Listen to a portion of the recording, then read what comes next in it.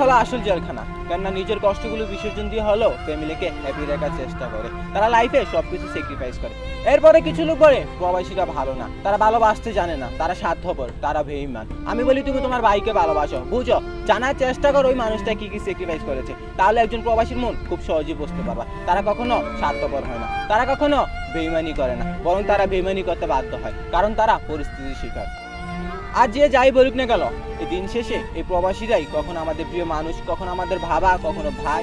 তাই তো ওপর আল্লাহর কাছে একটাই প্রার্থনা করি, ভালো থাকুক সকল প্রবাসীরা। আর বিশেষ করে আমার ভাই, আজকে প্রায় 3 বছরের কাছাকাছি আপনাকে দেখি না। যখনই আপনার কথা মনে পড়ে তখনই ছুটে যায় অতীতের দিনগুলিতে। এই তো কিছুদিন আগে মাছে মাথা নিয়ে ঝগড়া, ঘুমানোর সময় কে মশারি লাগাবে, আজকে খাটে ডান পাশে আমি, কালকে আপনি, একসাথে ব্যাডমিন্টন খেলা, আরো কত কিছু। আই রিয়েলি মিস ইউ ভাইয়া, খুব মিস করি আপনাকে।